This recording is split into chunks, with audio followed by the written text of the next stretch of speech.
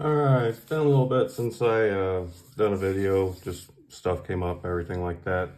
So today, going out of my wheelhouse, I've always wanted to try the AD10. If you watch the channel, I'm not, big into anything non-US made, which is Taiwan, so it's okay for now. But I've always wanted to check one out, and I'm at that point in my knife collection, I think, and some people are like this, some people aren't. I'm not a knife snob, but, I like titanium. I don't like G10. I don't like any of that stuff. It's either aluminum, full tie, and some older Benchmades, just straight up steel. So, you got so this is the Cold Steel AD10 Demco limited edition in full tie.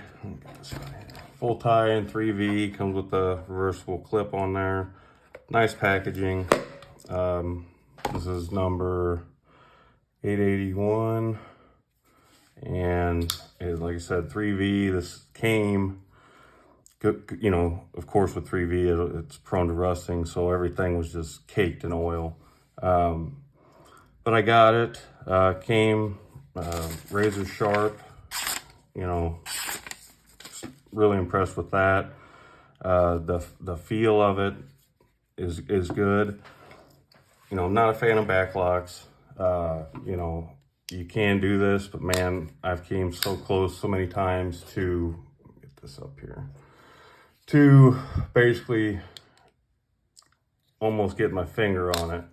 But the action is super smooth, and I'm pretty sure I've seen somebody take one apart, and I think it's on like a phosphor bronze on one side and then a Teflon on the other. Correct me if I'm wrong. But the fingerprint's up pretty good.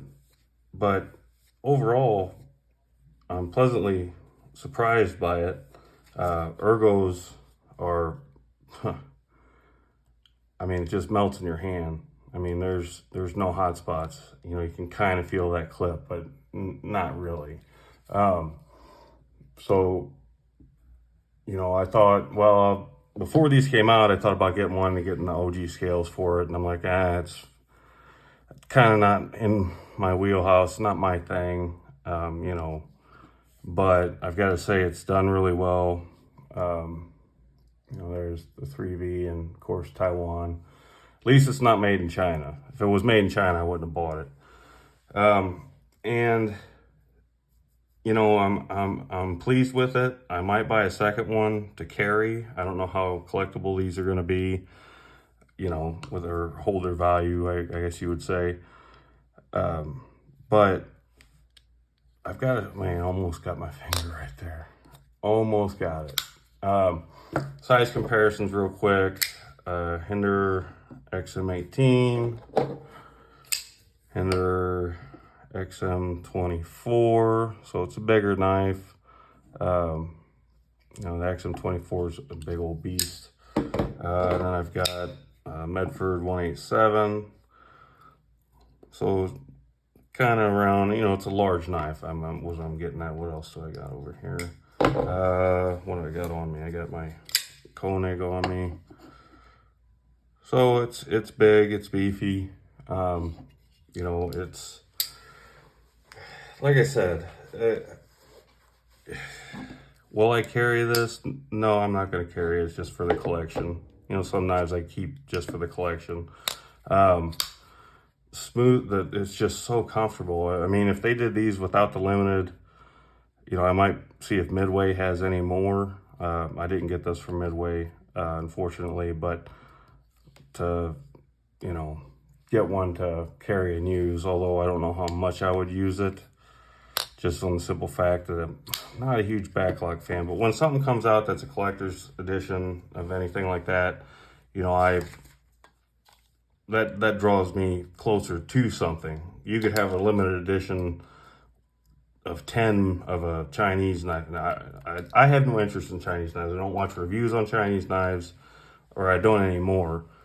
It's just, you know, I'm not supporting a nation that wants us dead. Even though, you know, well, I won't say anything else, but you guys know what I was about to say. So size here, about 9 inches. Yeah, about 9 inches. Blade length, almost measure 3.75, 3.5 inch cutting edge. The weight on this guy. And this is going to be a shorter video. So it's 9.5 ounces. Let's compare that to the XM24, 7.5. Do it with the Medford, the big chunky knives that don't cut and are useless. That's my sarcasm. So yeah, ergonomically, the jimping's in the right spot. You know, the ergos are unreal. Blade stock thickness. Let's see here. Clear zero these. Let me zero these out here. Blade stock thickness 0.14. I think it's 0.15, somewhere in that area. I don't know if these are calibrated right or not, but my thoughts on it, they could have done, you know, because the table price for these was $400. They could have done these in America, I think. You know, I know Cold Steel and Demco and all that kind of stuff, but it would have been super awesome to see just Demco make this. But I understand, you know, ownership of the design, and he worked for him and everything like that. I understand that, but I'd happily pay whatever, you know, if this was, you know, $800 made by Demco, or if it was just made in the United States for $600 to $800, I would have been more happy with. I don't have a problem paying, you know, premium for a knife if I'm going to get something I want and I like, and especially if it's made in the United States. So,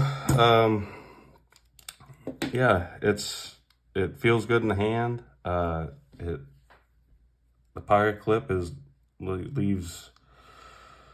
That's the only, besides, you know, the backlock I'm not a fan of. The pocket clip is functional, but it's hideous. And on a limited edition knife, I would have figured they'd have changed it to either a stamped, you know, titanium clip or something else. But aside from that, you know, decent knife.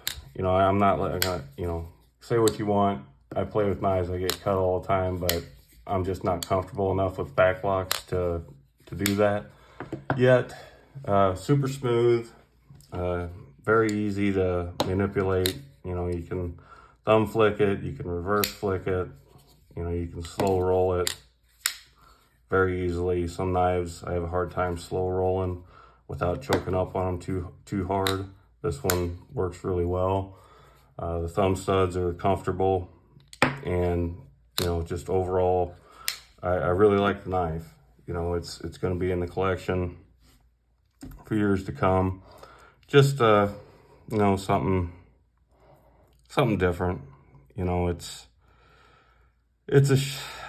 I just wish, you know, Cold Steel back in the day, when I really didn't care about American made, you know, when I first got into knife collecting, I didn't really care too much about this or that. And then, you know, you get older and you see what goes on in the world, and going on a tangent here, but kind of guys know where I'm coming from or talking about when I say that, you know, American made is the way to go. I understand.